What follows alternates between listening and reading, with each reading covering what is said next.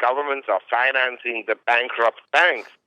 And so one day this Ponzi scheme will come to an end.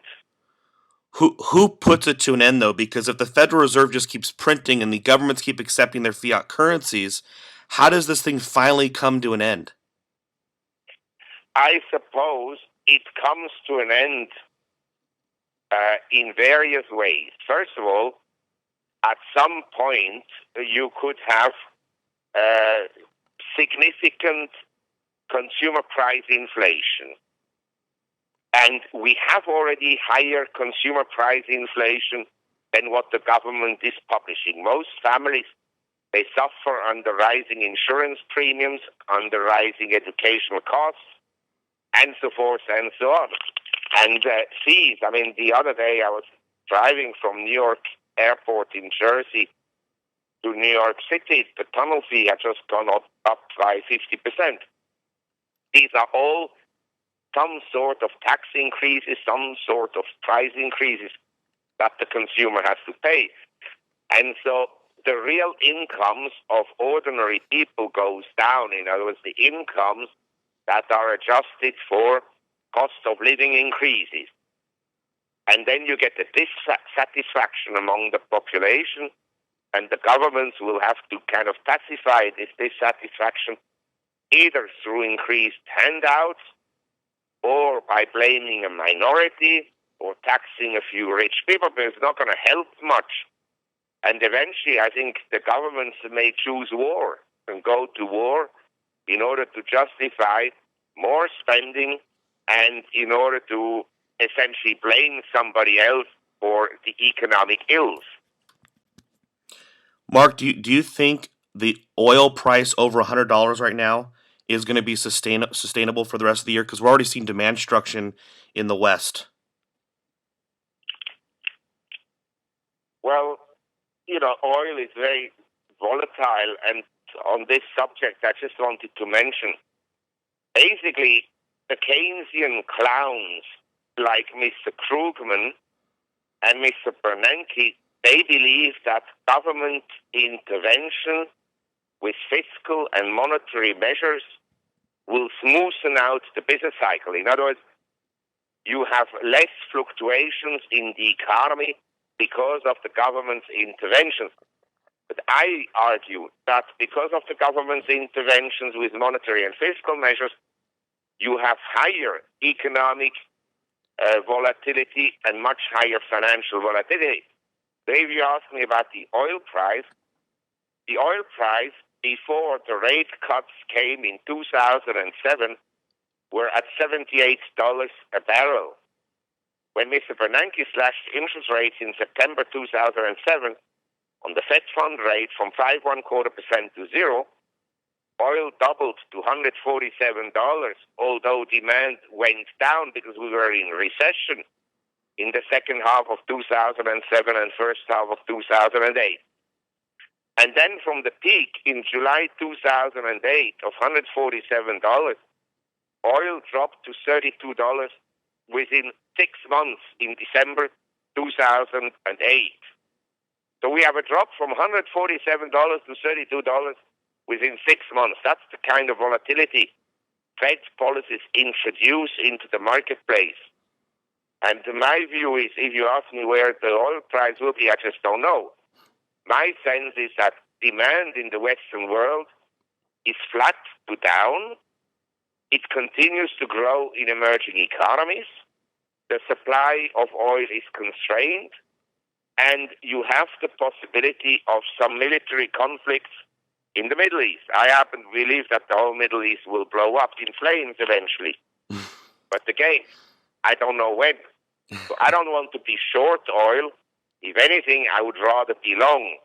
But technically, all industrial commodities look like weakening. It's like I said, the stock market looks like it will go down in either correction or more serious decline of 20 to 30%. The same, I think, can happen to industrial commodity prices. Now, Mark, Americans, our lifestyle, as you know, Americans live on on financed everything: our clothes, our shoes, our cars, our homes, and then we live an hour away from work. So we need the $2 a gallon gasoline.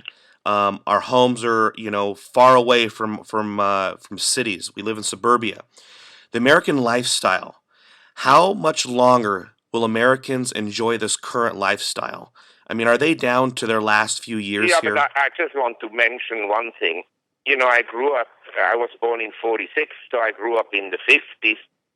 And in the 50s and 60s in Europe, Americans were like oil sheiks and kings and aristocracy, because at that time, say, $1 bought 4 francs 50 Swiss francs, and with a dollar, you lived like a king in countries like Portugal, Spain, Italy, and so forth. And then, because of the dollar depreciation over the last 30 years, if you work for an American company in Europe in the 50s and 60s, you had a huge salary. Nowadays, they get paid less than Europeans. And so I think that Americans don't realize it themselves so much, but their standards of living has actually already declined relative to the rest of the world. Say 20 years ago, 30 years ago, you go to China, people had nothing. Today they have very modern cities, they have cars, they can buy luxury goods, they have money. Not everybody, but say 10% of the 1.3 billion Chinese probably are middle class.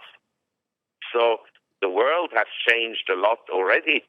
And I happen to believe that the standards of living of the typical American family, say the median household or the average household, will continue to decline. Mark, in closing, you're a very successful entrepreneur, newsletter writer, economist, analyst. What advice do you have for young people today, specifically in the West, because that's where our audience is? What advice do you have them as far as degrees or industries, or how to thrive during the next 10 years? Well, I mean, first of all, I wouldn't now consider myself to be that successful.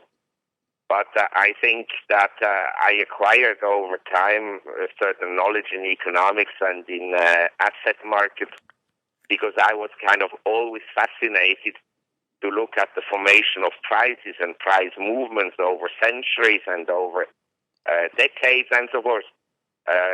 And my advice to young people is, I don't think that the degree is important. If you have parents that can pay for your degree, then I would take one. If I had to go and borrow a lot of money to have a degree, I'm not sure I would take one.